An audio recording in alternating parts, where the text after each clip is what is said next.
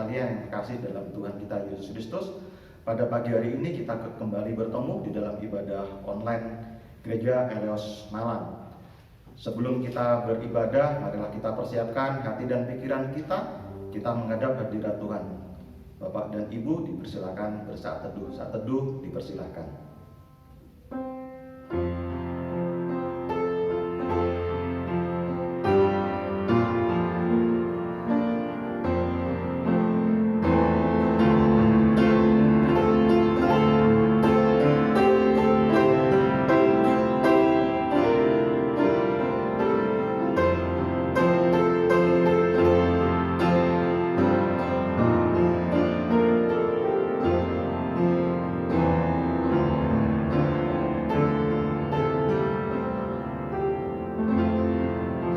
Selesai, marilah kita pujikan di awal kebaktian ini lagu himnos nomor 15 baitnya yang pertama.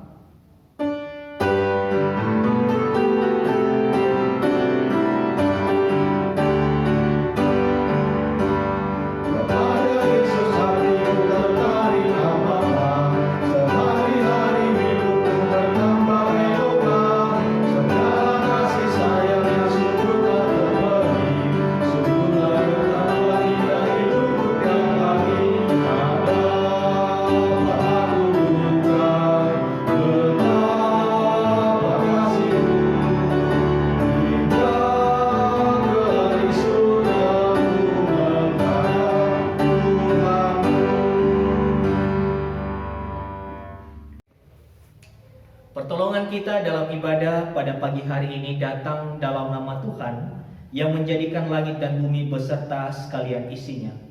Ia memeliharakan kesetiaannya kekal selama-lamanya, dan Ia tidak pernah meninggalkan kita perbuatan tangannya. Kiranya kasih karunia dan damai sejahtera dari Allah Bapa kita dan dari Tuhan kita Yesus Kristus tercurah atas kita sekalian. Amin. Inilah firman Tuhan di awal kebaktian kita di pagi hari ini. Hidupkanlah aku sesuai dengan kasih setiamu, supaya aku berpegang pada peringatan yang kau berikan. Terambil dari Mazmur 119 ayatnya yang ke-88. Bapak dan Ibu, marilah kita tanggapi firman Tuhan dengan memujikan lagu nomor 121 bait yang pertama dan yang ketiga.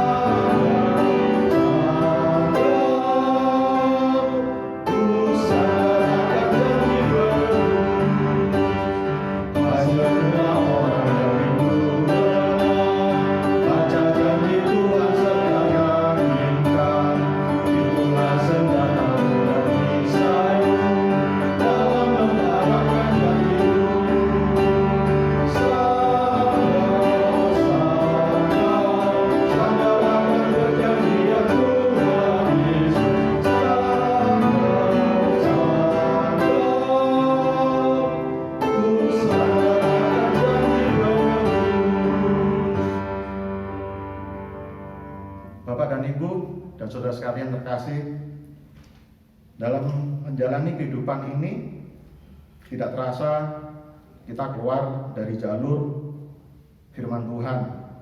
Bahkan kita kadang tidak menomorsatukan Tuhan, kita punya ilah lain. Kita tidak menuruti akan kebenaran firman Tuhan. Tetapi puji Tuhan, pada pagi ini Tuhan mengingatkan kita melalui firman-Nya yang terambil dari Yakobus 4 ayatnya yang ke-8 yang berbunyi demikian. Mendekatlah pada Allah dan Ia akan mendekat kepadamu. Tahirkanlah tanganmu, hai kamu orang-orang berdosa, dan sucikanlah hatimu, hai kamu yang mendua hati. Marilah kita datang menghadap hadirat Tuhan kita mohon pengampunan Tuhan, kita mengakui kesalahan dan pelanggaran-pelanggaran kita. Saya beri kesempatan bagi Bapak dan Ibu untuk berdoa mengakui kesalahan-kesalahan yang telah diperbuat selama ini. Mari kita berdoa.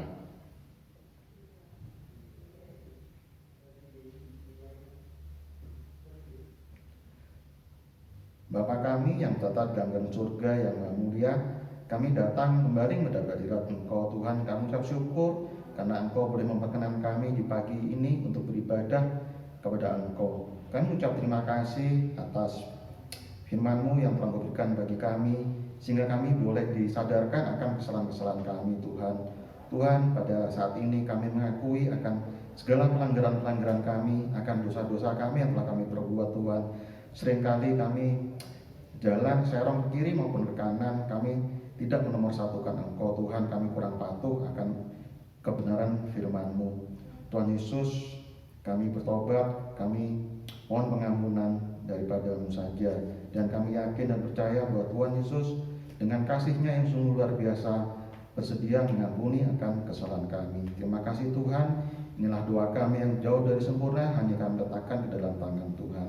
Amin. Bapak dan Ibu, bila kita telah mengakui dan bertobat di hadapan Tuhan, maka ada ampunan, ada penebusan bagi kita.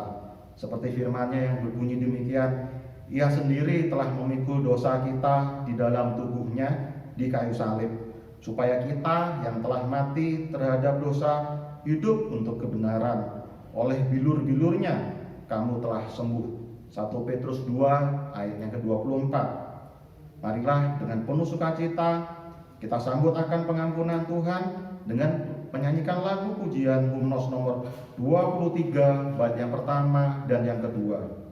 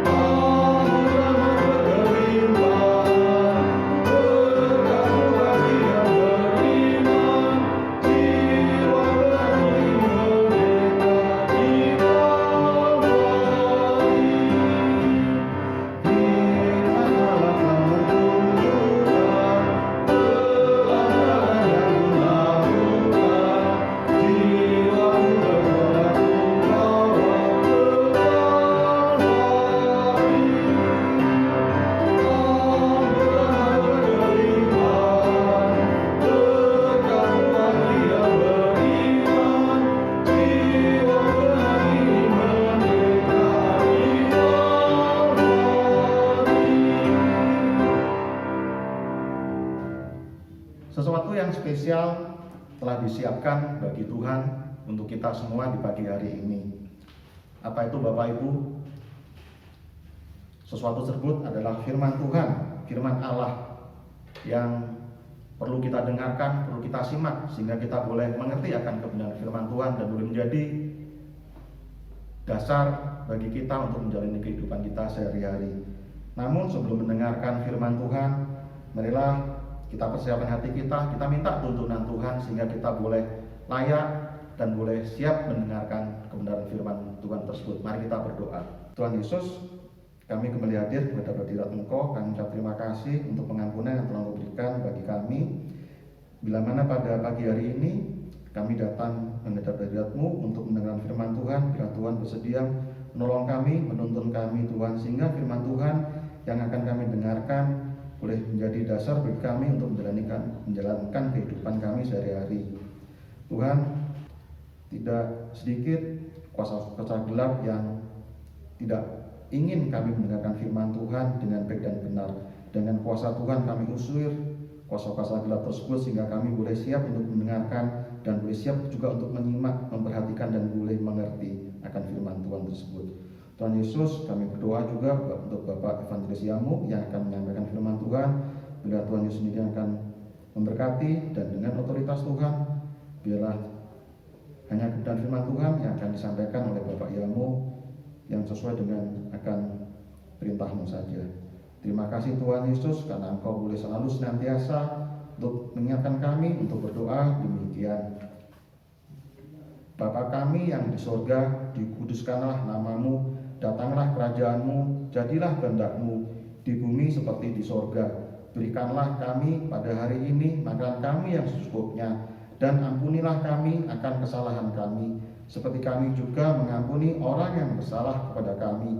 Dan janganlah membawa kami ke dalam pencobaan, tetapi lepaskanlah kami dari yang jahat, karena Engkaulah yang mempunyai kerajaan dan kuasa dan kemuliaan sampai selama-lamanya.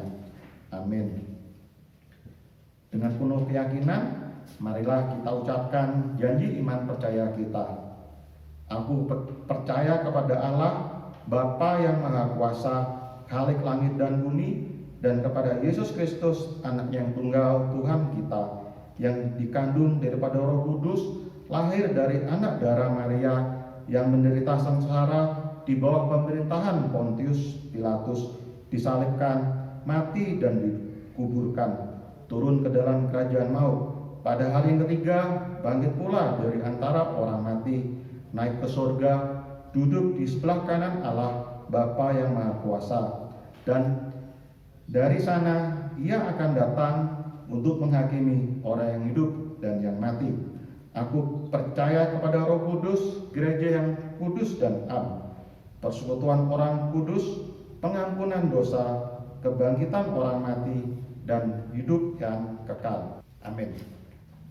Selamat pagi sidang jemaat yang terkasih di dalam Tuhan kita Yesus Kristus. Kita bersyukur pada hari ini kita bisa beribadah lagi, karena berkat Tuhan selalu baru setiap hari dalam kehidupan kita. Maka kita juga selalu ada alasan untuk mengucap syukur kepadanya. Pada kebaktian kita pagi hari ini, mari kita bersama-sama mendengarkan kebenaran firman Tuhan yang kita ambil di dalam Kisah Para Rasul pasal 17 ayat 10 sampai ayat 15. Saya akan bacakan ayat firman Tuhan ini bagi kita sekalian. Beginilah firman Tuhan. Tetapi pada malam itu juga, segera saudara-saudara di situ menyuruh Paulus dan Silas berangkat ke Berea. Setibanya di situ, pergilah mereka ke rumah ibadat orang Yahudi. Orang-orang Yahudi di kota itu lebih baik hatinya daripada orang-orang Yahudi di Tesalonika, karena mereka menerima firman itu dengan segala kerelaan hati, dan setiap hari mereka menyelidiki kitab suci untuk mengetahui apakah semuanya itu benar demikian. Banyak di antara mereka yang menjadi percaya, juga tidak sedikit di antara perempuan-perempuan terkemuka dan laki-laki Yunani.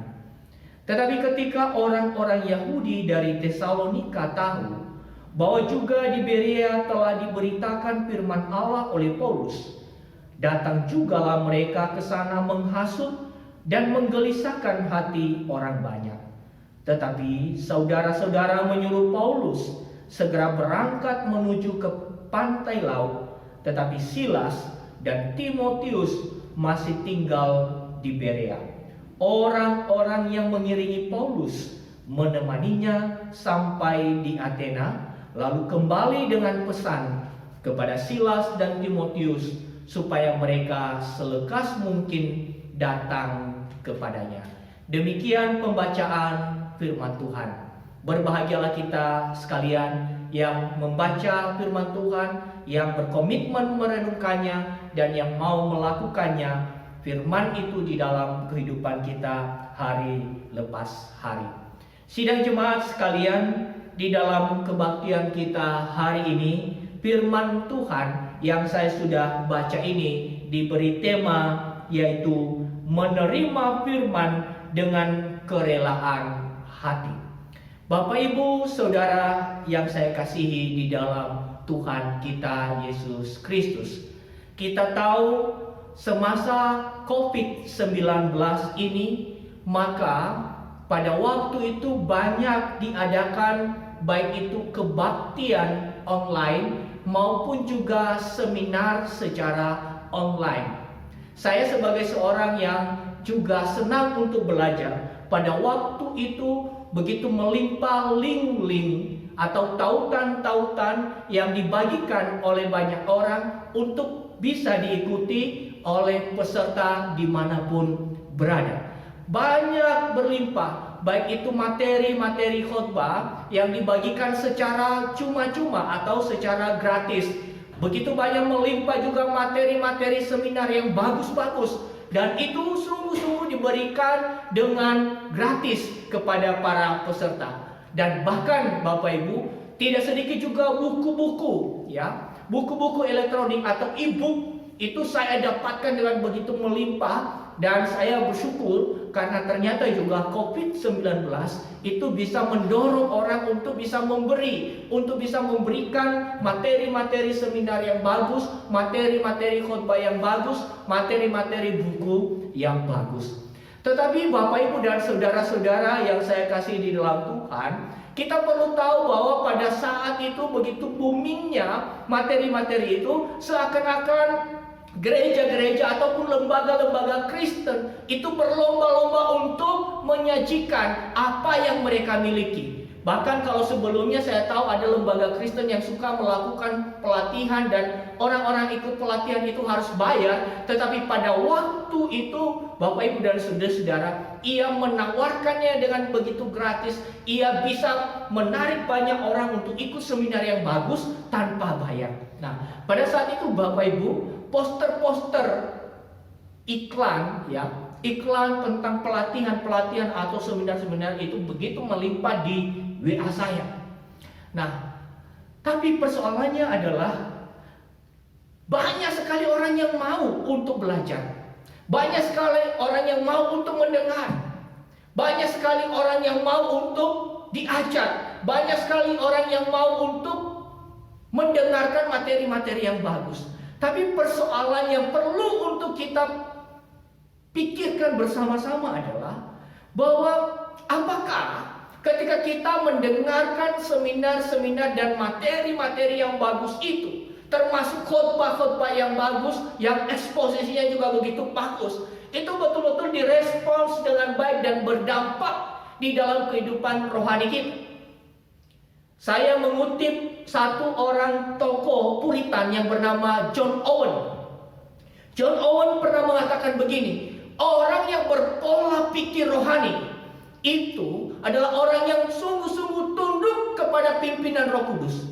Tetapi John Owen mengingatkan kita bahwa orang yang hanya suka dengar khotbah saja, sekali lagi, orang yang hanya suka dengar khotbah saja, termasuk apakah orang tersebut sungguh-sungguh belajar dengan penyelidikan Alkitab, itu belum tentu memiliki pola pikir rohani.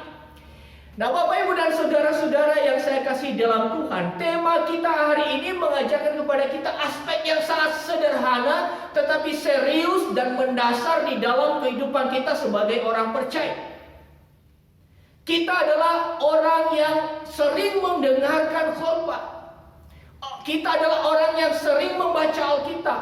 Kita adalah orang yang sering mendengarkan pelatihan-pelatihan dan ajaran-ajaran dari seminar-seminar Kristen. Tetapi persoalannya adalah, apakah hidup kita adalah hidup yang sungguh-sungguh rela menerima semua apa yang kita dengar? Apakah hidup kita adalah hidup yang rela menerima kebenaran itu, dan kalau kita menerimanya, itu akan berdampak dalam pertumbuhan rohani kita? Bapak Ibu yang saya kasihi di dalam Tuhan kita Yesus Kristus, di dalam firman Tuhan yang kita baca hari ini menjelaskan kepada kita tentang keberadaan Paulus di sebuah tempat yang bernama Berea. Keberadaan Paulus di Berea ini adalah memang disebabkan karena ada terjadi huru-hara ketika Paulus sedang ada di kota Tesalonika. Maka secara terpaksa Paulus harus menyingkir dan harus memasuki tempat lain, yaitu di Berea. Para penafsir Bapak Ibu melihat bahwa sebetulnya keberadaan Paulus di Berea ini jalurnya itu tidak lurus seperti yang diinginkan oleh Paulus. Jadi ia membelok sebentar. Karena memang keinginan Paulus untuk sampai ke Roma. Tetapi kini Paulus harus belok arah karena apa? Karena ada pertentangan dari orang-orang Yahudi yang ingin melakukan yang dimaksud dengan huru-hara, mengacaukan pelayanan Paulus.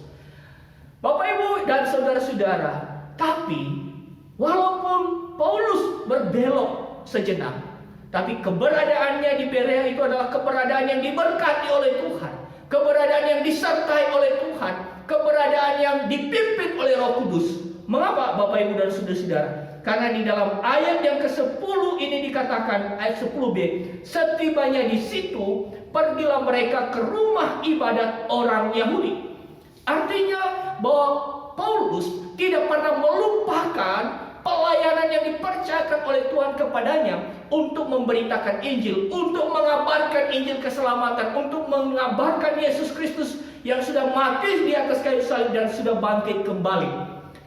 Bapak Ibu dan saudara-saudara, menariknya adalah penulis Kisah Para Rasul ini memberikan kepada kita penjelasan dan bahkan memuji orang-orang yang ada di kota Berea ini. Seperti yang dijelaskan di dalam pasal 17 ayat 11. Di situ dikatakan orang-orang Yahudi di kota itu, di kota Berea itu lebih baik hatinya daripada orang-orang Yahudi di Tesalonika, karena mereka menerima firman itu dengan segala kerelaan hati, dan setiap hari mereka menyelidiki kitab suci untuk mengetahui apakah semuanya itu benar demikian.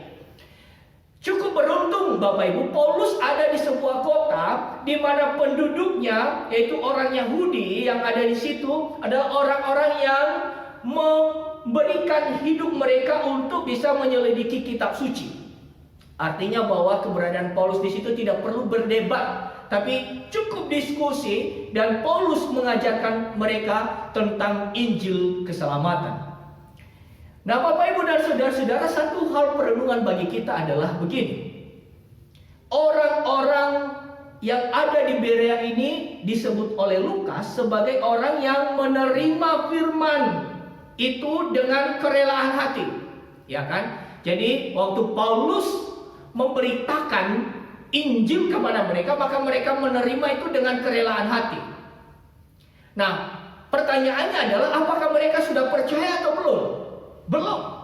Karena di dalam ayat 12 baru dinyatakan kepada kita banyak di antara mereka yang menjadi percaya. Artinya bahwa kalau sekelompok orang yang ditemui oleh Paulus di rumah ibadat itu, di sinagoge itu, adalah sekelompok orang Yahudi, ya, lalu mendengar penjelasan Paulus dan mereka menerima itu tidak dengan berdebat, ya, tapi mereka menerima, lalu mereka mengkonfirmasi itu apakah sesuai dengan kitab suci atau tidak. Tapi Bapak Ibu dan saudara-saudara, menariknya adalah menurut narasi ini bahwa ternyata tidak semua juga di antara mereka yang percaya. Tidak semua. Jadi bukan di satu sinagoga itu semua orang beribadah di sinagoga itu adalah percaya. Ya, kita lihat ayat 12 jelas, banyak di antara mereka yang menjadi percaya. Walaupun ada kata banyak Bapak Ibu, tapi bukan berarti orang-orang yang ada di situ 100% percaya. Lalu pertanyaannya adalah, mengapa tema ini juga menjadi berguna bagi kita? Bukankah ini adalah potret dari kehidupan orang Yahudi yang masih belum mantap untuk mengaku percaya? Baru dijelaskan di ayat 12 mereka percaya. Nah, Bapak Ibu dan saudara-saudara, ini menarik. Karena ternyata penulis Kisah Para Rasul itu sangat konsisten. Konsistennya apa? Bahwa ia mau membuktikan kepada kita, menghubungkan kepada kita antara iman yang diterima, antara percaya seperti yang dikatakan di dalam ayat yang 12 menjadi percaya, itu ada hubungannya langsung dengan apa? Dengan kebenaran firman Tuhan, penerimaan Injil, penerimaan firman Tuhan. Tetapi ini bukan semata-mata hanya terjadi sekali Bapak Ibu. Ya, bukan hanya terjadi sekali dalam hidup kita. Penulis Lukas ini sebetulnya sedang memakai peristiwa ini untuk mengajarkan ulang kepada jemaatnya, penerima daripada kisah para rasul ini, untuk menunjukkan kepada mereka, untuk mengajarkan kepada mereka bahwa kepercayaan kepada Kristus, kepercayaan kepada Injil, kepercayaan kepada keselamatan yang dianugerahkan oleh Tuhan di dalam Kristus Yesus, itu bukan semata-mata iman buta. Bukan semata-mata iman yang melompat dalam gelap. Bukan semata-mata iman yang hanya sekedar pokoknya percaya. Tetapi di dalam bagian ini mengapa kok penulis kisah para rasul ini memberikan penekanan bahwa orang-orang yang menerima Paulus itu, mendengar Paulus itu, mereka menerima firman itu dengan kerelaan hati untuk mengajarkan kepada kita bahwa selama ini iman yang kita miliki itu bukan sekedar iman yang biasa-biasa saja, tapi itu adalah berdasarkan dari kitab suci, dan itu yang harus menjadi gaya hidup kita. Bila kita memperhatikan Bapak Ibu, kehidupan gereja mula-mula yang juga diceritakan oleh Lukas, maka rumusan atau pola yang diajarkan kepada kita apa? Setelah orang menerima Injil, maka orang itu pasti bertekun dalam pengajaran rasul-rasul. Itu yang dicatat mulai ayat 2 mulai pasal 2 kisah para rasul sampai pasal yang keempat tentang cara hidup jemaat mula-mula. Jadi konsistensi inilah, pola inilah yang dijelaskan oleh Lukas kepada kita sebagai pembaca sekarang untuk melihat bahwa kalau kita mengatakan beriman kepada Kristus Yesus, menerima Injil, maka iman yang kita miliki itu bukanlah iman buta. Bukanlah iman yang tanpa dasar, tapi iman itu adalah iman yang berdasar dari fakta kebenaran kitab suci. Nah, Bapak Ibu dan saudara-saudara yang saya kasih dalam Tuhan, maka orang percaya perlu memiliki kerelaan hati. Sebagai orang percaya sejati perlu memiliki kerelaan hati untuk menerima firman Tuhan. Bukan sekedar mendapatkan informasi, karena firman Tuhan itu sebetulnya menolong kita untuk bisa bertumbuh menjadi orang Kristen sejati, menjadi orang Kristen yang membuktikan imannya yang berasal dari anugerah Tuhan. Maka orang Kristen sejati perlu memiliki kerelaan hati untuk menerima firman Tuhan supaya terus bertumbuh sesuai dengan berita Injil yang ia percaya. Perhatikan ya, sesuai dengan berita Injil yang ia percaya. Ini pergumulan kita Bapak Ibu dan saudara-saudara. Karena apa? Karena yang ada di dalam hidup kita seringkali kita hanya sekedar beragama. Tapi kita tidak tahu mengapa kita percaya. Kita tidak tahu iman yang kita percaya itu seperti apa. Jadi penerimaan akan firman Tuhan merupakan wujud kehidupan yang telah menerima dan mempercayai berita Injil. Lukas memuji orang Berea ini untuk menjadikannya sebagai pola kehidupan Kristen.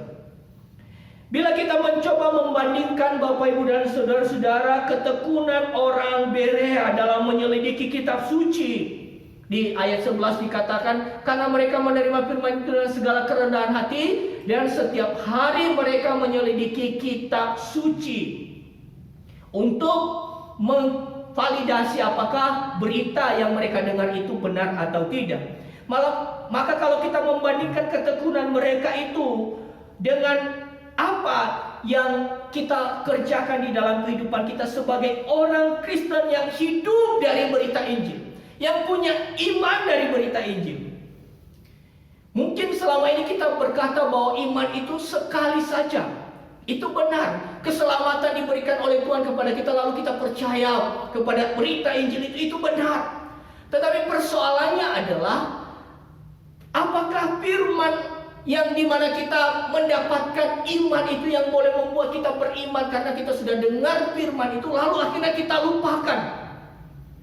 Dan tidak ada gairah sama sekali, ketekunan sama sekali dalam kehidupan kita untuk bisa mendengarnya lagi, untuk bisa menerimanya lagi, untuk bisa merenungkannya lagi. Bapak Ibu dan saudara-saudara, orang-orang Berea ini adalah bukan para ahli kitab, bukan para penafsir, tapi mereka adalah orang-orang biasa. Tetapi mereka memvalidasi, membuktikan apakah berita yang mereka dengar itu benar atau tidak. Jadi Bapak Ibu dan saudara-saudara, penerimaan kita akan firman Tuhan harus sinkron dengan kebenaran bahwa iman tumbuh atau iman kita timbul dari pendengaran akan firman Kristus. Bapak Ibu dan saudara-saudara yang saya kasih di dalam Tuhan, pertanyaan yang menjadi aplikasi bagi kita adalah, buku apa yang menjadi pegangan kita sekarang? Buku apa yang menjadi pegangan kita sekarang, Bapak Ibu? Apakah kita ini semuanya adalah seorang pelajar? Bukan. Ya kan, kalau pelajar bukunya pasti banyak. Hamba Tuhan juga bukunya pasti banyak. Karena kalau hamba Tuhan tidak punya banyak buku, maka biasanya hamba Tuhan itu ya hanya merenung saja, memikirkan refleksi-refleksi dan tidak bertambah wawasan. Tetapi ada satu kesamaan di antara kita. Kita adalah orang percaya. Kita memiliki satu buku. Kita punya satu buku, bukunya seragam, dan sekarang itu ditampilkan dalam berbagai bentuk. Ada dalam bentuk buku cetak, ya, seperti yang ada di mimbar sekarang, itu ya kitab yang sudah dicetak dan kita bisa bawa kemana-mana, kita bisa simpan, ya. Pada zaman dulu sebelum kecanggihan teknologi, Bapak Ibu, Alkitab ini suka dijadikan sebagai hadiah, ya, suka dijadikan sebagai hadiah dan orang begitu senang menerimanya. Sekarang kalau orang dikasih Alkitab, ya kita tetap bisa berterima kasih ya, tetapi toh juga kita masih bisa menginstal ya aplikasi Alkitab di HP kita masing-masing ya, di gadget kita masing-masing. Sehingga sekarang orang jarang memberikan sesamanya hadiah Alkitab. Tetapi poin saya adalah apa, Bapak Ibu?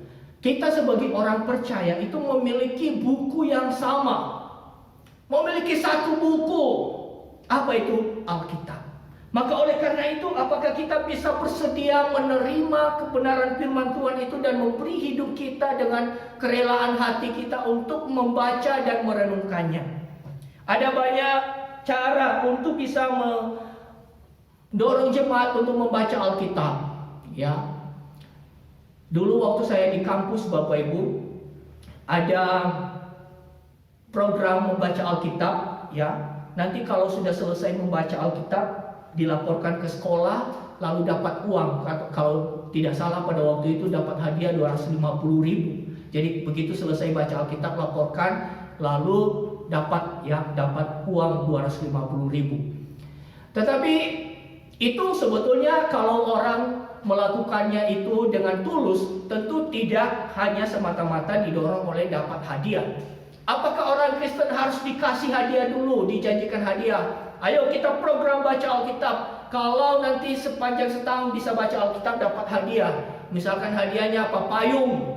Nah, orang katakan, waduh, dapat hadiah payung saja harus baca semua Alkitab, itu rasanya itu mending beli payung sendiri gitu ya. Nah, Bapak Ibu dan saudara-saudara, tapi persoalan yang paling mendasar sebetulnya apa? Seperti yang saya sudah jelaskan tadi, bahwa kehidupan kita oleh karena mendapatkan iman dari berita Injil, maka seharusnya itu menjadi pendorong dalam hidup kita untuk tetap mendengarkannya. Artinya, kalau kita memiliki akan firman Tuhan yang kita dengar, yang hati kita terbuka dengan rela menerimanya, artinya kita terpelihara dalam iman kita. Itu yang jadi poinnya sebetulnya. Bukan seberapa besar, banyak, atau seberapa cepat kita membaca Alkitab, tapi kesediaan hati kita yang rela mendengarnya, itu akan menolong kita untuk tetap bisa memiliki iman yang terpelihara. Karena tidak mungkin kita memiliki iman di luar daripada berita kitab suci. Karena tidak mungkin kita bisa bertumbuh dan kokoh di dalam iman yang sejati tanpa kita mendengarkan berita dari kitab suci. Maka oleh karena itu Bapak Ibu dan saudara-saudara, biarlah kita saat ini mendengar lagi, membuka hati kita lagi untuk mendengarkan firman Tuhan. Bukan secara formal, tetapi itu muncul dari kerinduan kita. Karena kita ingin iman kita terus bertumbuh, iman kita terus kuat, dan iman kita terus teguh di dalam Tuhan. Bapak Ibu dan saudara-saudara yang saya kasih di dalam Tuhan, marilah kita bersama-sama memiliki kerinduan seperti menanti-nantikan sesuatu yang sangat berharga. Marilah kita membiasakan diri kita untuk menanti-nantikan firman Tuhan. Allah berbicara kepada kita, Allah mengajar kita, Allah menguatkan iman kita lewat kebenaran firman-Nya. Bapak Ibu dan saudara-saudara, ada satu hal yang perlu untuk kita hati-hati Bapak Ibu. Di masa-masa pandemi ini seakan-akan kita harus dipaksa untuk mengarahkan khotbah pada hal-hal yang menguatkan. Hal-hal yang memberikan pengharapan. Khotbahnya teksnya A, tapi harus digiring ke sana untuk memberikan pengharapan. Bagi saya itu saya kurang setuju Bapak Ibu. Karena apa? Karena urusan Tuhan bagi kita itu adalah memastikan iman kita tetap teguh di dalam Injil. Kita jangan memilah-milah, memilih-milih topik, menggiring Bapak Ibu. Jadi kalau tidak ada kata-kata penguatan di dalam firman yang kita dengar, waduh ini kok berat amat. Saudara-saudara, Allah berfirman kepada kita bukan hanya untuk menguatkan kita, tapi juga untuk menantang kita. Bagaimana kita berelasi dengan Dia, untuk mengoreksi hidup kita. Apakah kita sungguh-sungguh taat kepada Tuhan, tunduk kepada Tuhan atau tidak? Ini yang jadi masalah bagi kita. Jadi kadang-kadang kerelaan kita mendengar itu dipengaruhi oleh apa? Sedap didengar atau tidak? Relevan dengan kebutuhanku atau tidak? Bukan Bapak Ibu. Kerelaan kita mendengar itu harus bisa didorong oleh, didasarkan pada apa? Bahwa Allah menyatakan kebenaran kepada kita. Allah menerangi hidup kita dengan kebenarannya. Allah menyatakan kehendaknya kepada kita. Kita jangan menyetir Alkitab. Jangan menyetir pesan Alkitab. Kita harus menerima pesan Alkitab itu apa adanya. Kalau Alkitab berbicara kepada kita supaya kita bertobat, maka kita memang menerima itu.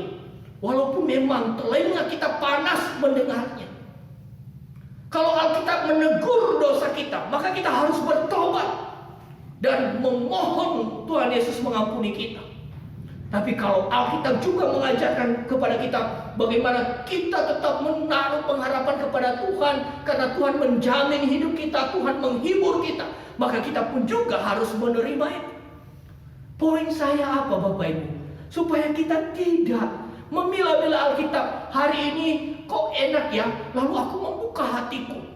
Besok, loh kok beritanya nggak seperti tema yang saya mau ya, maka kita tidak mau mendengar. Ini keliru Bapak Ibu. Kita harus membuka hati kita apa adanya, menerima kebenaran firman Tuhan apa adanya, dan bersedia melakukannya. Kalau firman Tuhan datang kepada kita, itu adalah kesempatan yang baik dan kita harus menyambutnya. Saya berikan satu ilustrasi Bapak Ibu dan saudara-saudara. Pada waktu saya sekolah, dan mungkin Bapak Ibu dan saudara-saudara juga pernah sekolah, lalu upacara Bapak Ibu. Pada waktu upacara itu ada di dalam susunan upacara itu yang disebut dengan amanat pembina upacara. Nah, kalau pas itu ya, amanat pembina upacara, apa yang dilakukan oleh para siswa? Mengernyitkan dahi. Waduh, ini sudah istirahat di tempat. Ya gitu ya, istirahat di tempat, gerak. Loh, istirahat di tempat, lalu amanat pembina upacara sudah gitu, ngalor ngidul lagi. Sehingga kalau orang dengar amanat pembina upacara, kesan pertamanya apa? Capek, bosan, nggak karu-karuan, nggak ada yang didapat, dan bikin ngantuk. Sekarang Bapak Ibu, kita mau memperlakukan Misalkan di dalam ibadah kita tadi ada sunan, saat ini kita akan sebentar lagi mendengarkan firman Tuhan. Apa yang ada di benak kita? Waduh, hati kita dibakar oleh sukacita menyambut. Waduh, Tuhan mau mengajak saya. Atau waduh, lihat di jadwal, yang khotbah siapa? Waduh, penginjil Yamo yang khotbah. Wah, kita tinggal pejamkan mata, ya, nanti tiba-tiba liturgos bilang, kita bersyukur sudah mendengar firman Tuhan, sudah selesai ya, gitu ya. Nah, Bapak Ibu dan saudara-saudara, tidak sedikit saya sendiri Bapak Ibu perlu mengoreksi diri saya waktu saya juga mempersiapkan khotbah ini. Yang ada pada saya lihat hari ini yang khotbah siapa. Lalu saya seakan-akan memposisikan bahwa orang itu yang sedang berfirman. Padahal seharusnya saya harus menyambutnya, karena melalui orang itu Tuhan berbicara kepada saya. Tapi yang ada selama ini apa? Saya hamba Tuhan, ya, secara jujur ada, ya, kadang-kadang ada itu siapa yang khotbah ya. Kalau yang khotbah orang A gitu ya, saya sambut antusias. Kalau yang khotbah orang B, waduh, ya tinggal tunggu selesai saja. Tidak ada antusias sama sekali. Jadi di bagian ini kita perlu pastikan. Jadi yang lebih teologi tadi, bahwa memang perlu kita membuka hati kita menanti-nantikan firman Tuhan. Karena apa? Karena firman Tuhan itu yang membuat kita bisa beriman. Kemudian yang kedua, Bapak Ibu, kita jangan memilah-milah firman Tuhan. Dan yang ketiga, kita harus menyambut firman Tuhan apa adanya. Karena kita punya iman oleh karena pendengaran firman Kristus. Ini poin yang pertama. Poin yang kedua, Bapak Ibu, penerimaan akan firman Tuhan itu membuat hati kita tercerahkan dan tetap konsisten dalam kebenaran. Saya bacakan ulang apa yang dikatakan oleh firman Tuhan di dalam pasal 17 ayat yang ke-11. Di sini dikatakan, dan setiap hari mereka menyelidiki kitab suci untuk mengetahui apakah semuanya itu benar demikian. Mereka setiap hari menyelidiki kitab suci. Jadi di poin ini orang Berea menyelidiki kitab suci untuk menilai apakah yang disampaikan oleh Paulus itu adalah benar-benar kebenaran atau hanya sekedar kata-kata motivasi, atau hanya sekedar Paulus sebagai sales agama. Mereka melihat dan menyelidiki di dalam kitab suci. Bapak Ibu saudara-saudara, pola ini juga diungkapkan oleh Lukas secara konsisten dalam kitab Kisah Para Rasul. Ketekunan dalam menyelidiki kitab suci adalah hal yang perlu dimiliki oleh orang percaya. Pengajaran yang benar akan tetap terpelihara dan berdampak pada kegigihan menyerahkan hidup untuk mentaati dan memberitakan. Jadi kalau kita memiliki kebenaran, dan kebenaran itu bersumber dari Alkitab, maka itu akan berdampak dalam kehidupan kita. Saya berikan contoh Bapak Ibu, mengapa Paulus dan beberapa rasul lainnya membayar harga sedemikian rupa dalam pemberitaan Injil. Bahkan nyawa mereka pun juga menjadi taruhannya, terancam. Nyawa mereka bisa terancam, tapi mereka tetap gigih memberitakannya. Kalau mereka tidak yakin ini bukan kebenaran, mengapa mereka mempertaruhkan hidup kita?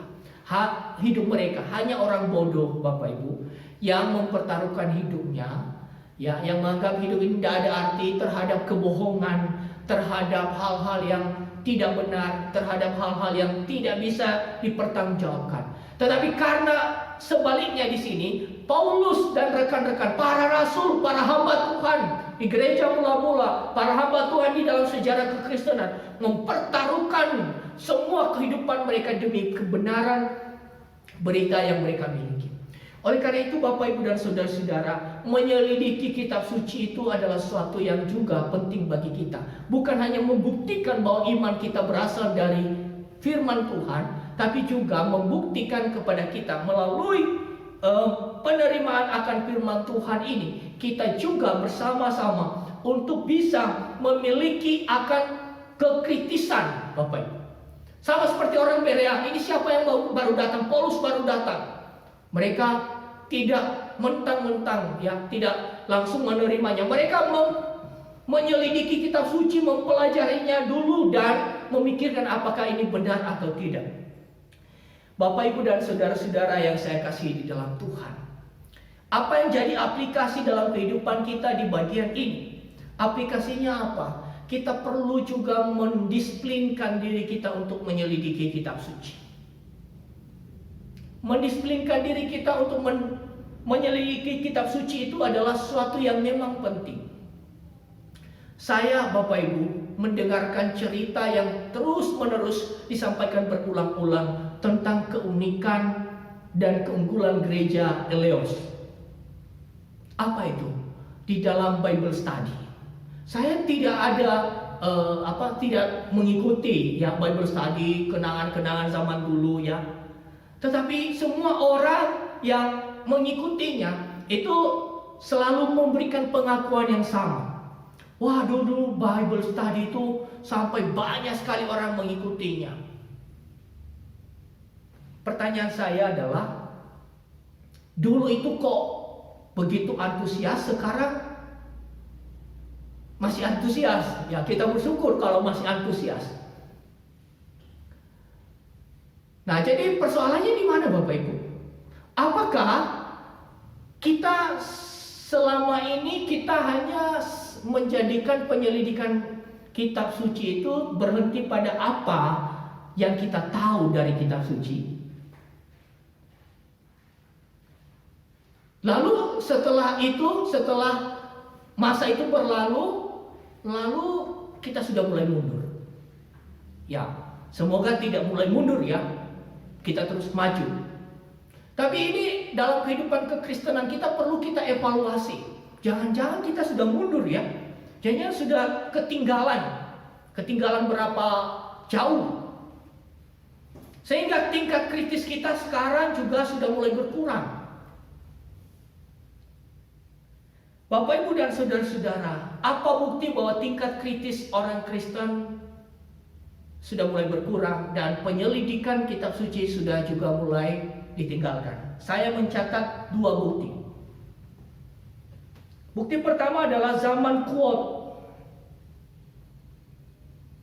Zaman ini adalah zaman quote, Bapak Ibu. Orang lebih mementingkan menyusun kata-kata indah di dalam bentuk poster, dalam bentuk status, lalu didesain begitu rupa, lalu dibikin embel-embelnya apa? Dalam kurung, ya, ayat Alkitab mana? Ayo, jujur Bapak Ibu, berapa kali kita meneruskan quote-quote itu tanpa memvalidasi ini benar enggak? Berapa kali? Kita perlu hati-hati loh. Misalkan saya tahunya apa? Berseliweran Bapak Ibu di status-status WA, di status-status Facebook, orang dengan gampang mengupload di dalamnya dikasih dalam kurung, ya. Dalam kurung, tapi begitu saya baca ayat firman Tuhan yang dia rujuk, itu tidak cocok, bahkan bertolak belakang dengan kata-kata indah, kata-kata manis yang ada di situ. Betapa kita sudah terperosok, Bapak Ibu. Betapa kekristenan kita ditawan hanya sekedar pada kata-kata indah.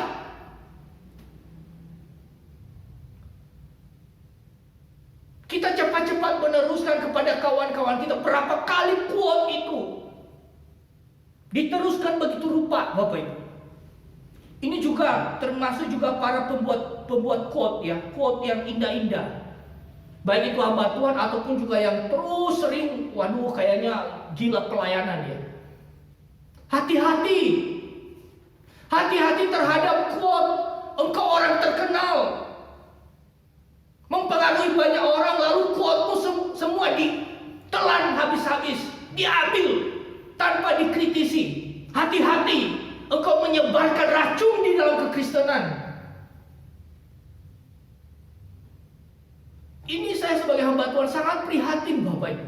Hamba-hamba Tuhan begitu gampangnya buat quote-quote, pernyataan-pernyataan yang sepertinya indah, tapi tidak biblikal, tidak berdasar Alkitab.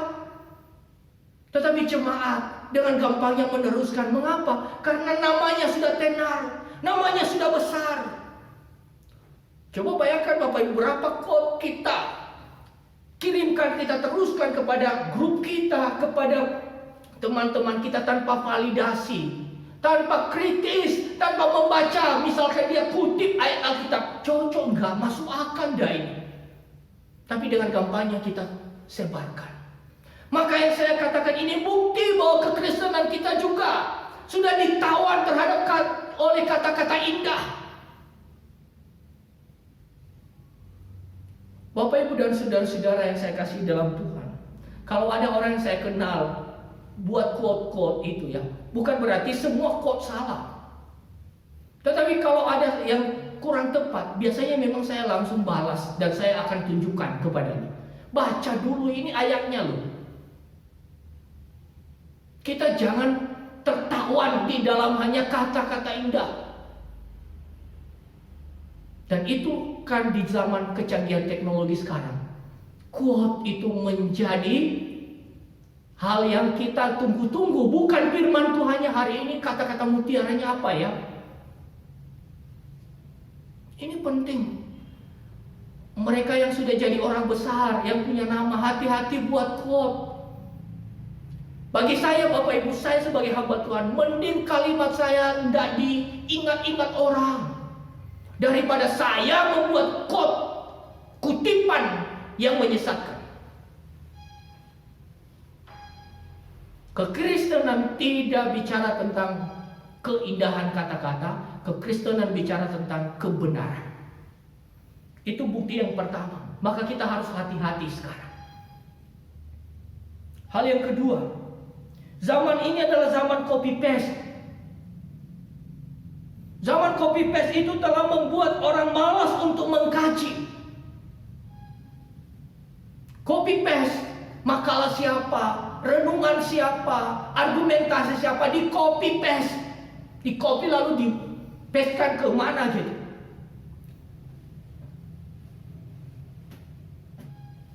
Kalau murid-murid saya dilakukan copy paste itu, saya biasanya coret, Bapak Ibu. Karena saya ini juga orang yang berselancar di dunia maya ya, dengar baca pendapat-pendapat orang, dan saya bisa tahu murid saya tiba-tiba kok bahasanya bagus. Ini juga jadi masalah bagi kita, copy paste. Oh, kok rasanya bagus ya, lalu kita copy, kita masukkan kemana gitu ya, kita kirim kemana, hampir sama dengan quote tadi. Tapi copy paste itu akan membuat kita untuk malas lagi untuk memikirkan. Hari ini Kisah Para Rasul pasal 17 ayat 10 sampai 15, copy paste, mungkin ada khotbah siapa gitu. Bagi saya, copy paste itu hanya membuat kita semakin bodoh, Bapak Ibu. Jemaat Tuhan juga harus betul-betul kritis. Karena bagaimanapun berita-berita yang sering kita dengar dan menjadi rujukan, kalau itu tidak dikonfirmasi lewat kebenaran firman Tuhan, maka kita akhirnya hidup di dalam iman yang semu, iman yang abu-abu. Komitmen kita kepada Tuhan jadi kabur. Karena apa? Karena kita disetir oleh pandangan dunia yang tidak seturut dengan firman Tuhan. Maka oleh karena itu juga zaman copy paste ini jangan sampai menggerogoti hidup kita dan menawan kita. Kita harus memberi diri kita untuk kembali membaca, menyelidiki firman Tuhan. Bapak, Ibu, dan saudara-saudara yang saya kasih di dalam Tuhan, saya mengakhiri khotbah ini dengan mau mengatakan kepada kita sekalian bahwa kita bukan agama kitab, tetapi kita adalah orang yang percaya, yang mendapatkan anugerah yang spesial dari Tuhan. Apa? Firman Tuhan. Dan kalau Allah memberikan kepada kita anugerah spesial ini, wahyu khusus ini, Ini spesial Bapak Ibu, tidak semua orang memilikinya. Kita masing-masing punya. Kita memilikinya. Maka apakah yang spesial ini kita lupakan begitu saja? Kita beralih kepada hal-hal yang tidak membosankan kita. Kita beralih kepada hal-hal yang kita anggap itu cocok dengan pandangan kita. Tidak Bapak Ibu. Karena Allah sudah berkenan memberikan kepada kita wahyu khusus. Maka marilah kita menghargainya. Marilah kita merenungkannya. Marilah kita menanti-nantikannya. Marilah kita membuka hati kita untuk merenungkannya, menyelidikinya, dan melakukannya dalam hidup kita. Mengapa Allah berfirman kepada kita? Supaya kita hidup seturut dengan kehendaknya di dalam kita menjalin relasi dengan Dia. Kiranya melalui kebenaran firman Tuhan ini, kita diteguhkan lagi, diingatkan lagi untuk bisa menjadi orang percaya yang menerima firman Tuhan dengan kerelaan hati. Tuhan memberkati kita sekalian. Mari kita berdoa. Bapa dalam surga, terima kasih Engkau sudah berbicara dan berfirman kepada kami. Kiranya ya Tuhan, kami menghargai firman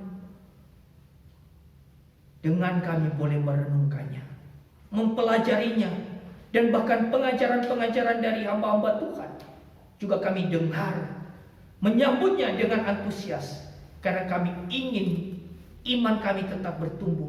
Kami ingin juga hidup dalam kebenaran, dan kami ingin menyenangkan Engkau di dalam kehidupan kami. Terima kasih Bapa. Kiranya Engkau berkati firman yang kami sudah dengar, dan Engkau mampukan kami untuk melakukannya. Di dalam nama Tuhan Yesus kami sudah berdoa. Amin.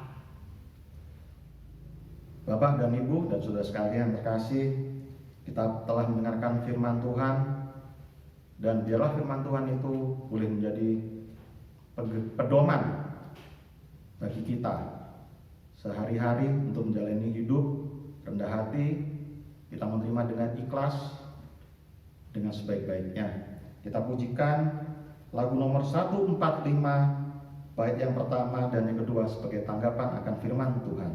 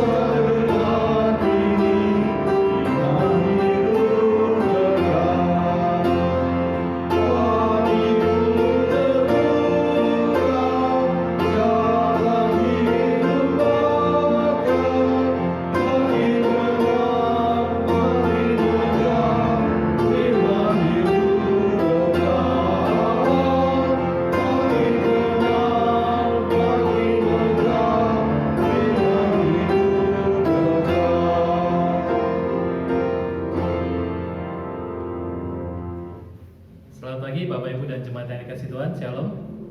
Wartalisan Minggu 9 Agustus 2020. 1. Kebaktian Minggu 16 Agustus 2020 tetap dilaksanakan secara online. Informasi akan diinfokan melalui WA Grup Gema. 2. Bible Study hari Selasa 11 Agustus 2020 pukul 17 dan persekutuan doa Kamis 13 Agustus 2020 pukul 17.30 tetap dilaksanakan secara online. Pokok-pokok doa akan dibagikan melalui WA Grup Gema. 3. Lumbung kasih. Dalam rangka mewujudkan rasa kepedulian kepada saudara-saudara kita yang membutuhkan, bidang diakonia mengajak jemaat yang mempunyai berkat lebih dapat disalurkan melalui lumbung kasih gema dalam bentuk dana, barang, kebutuhan pokok, dan lain-lain. Nanti bidang diakonia akan membagikan kepada saudara-saudara kita yang sangat membutuhkan. 4. Bagi jemaat yang ingin menyampaikan persembahan atau perpuluhan, dapat transfer melalui rekening gereja BCA 0111969654 atas nama Ibu Juniarti W atau Ibu Werdi HK. Bagi jemaat yang tidak sempat mentransfer, bisa disimpan dalam amplop dan dimasukkan ke kantong persembahan gereja pada saat peribadatan sudah normal. Sekian Wartalisan, terima kasih atas perhatiannya. Tuhan Yesus memberkati.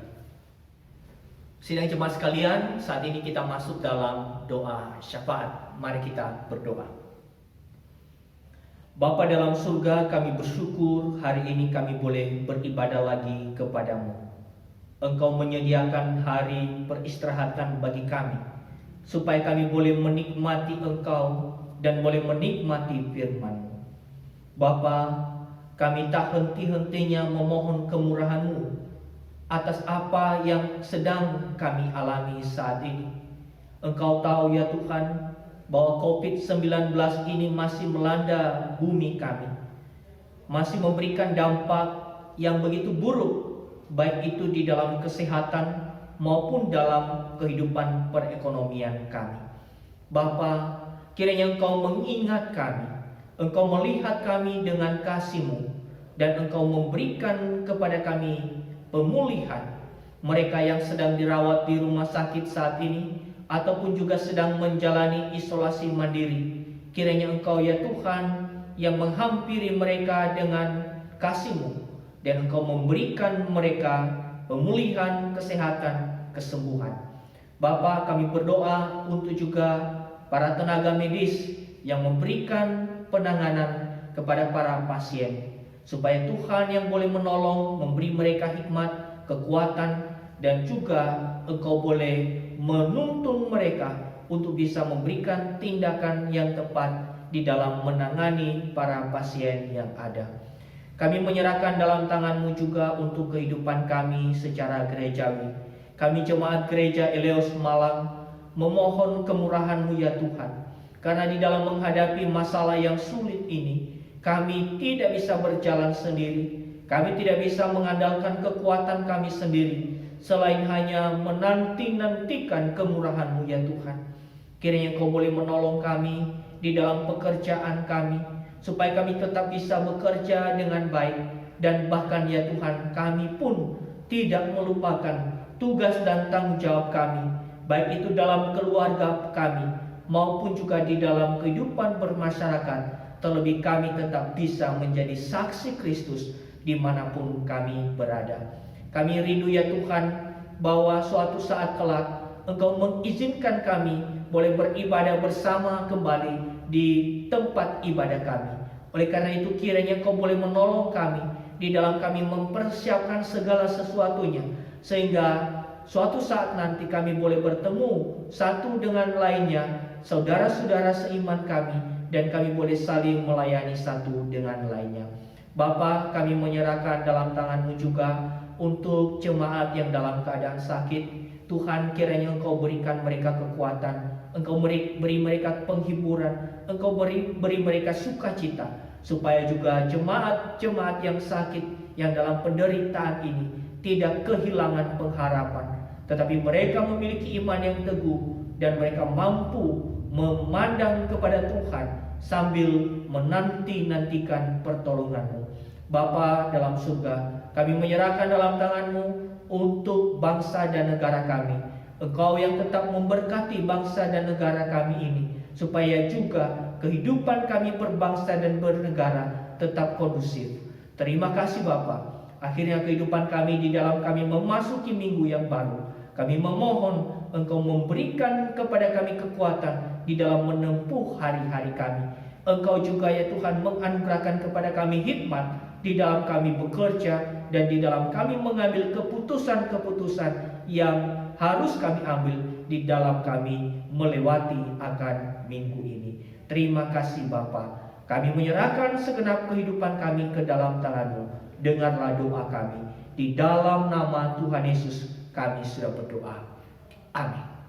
Sebelum menerima berkat Tuhan, marilah kita pujikan lagu pujian nomor 118 bait yang pertama.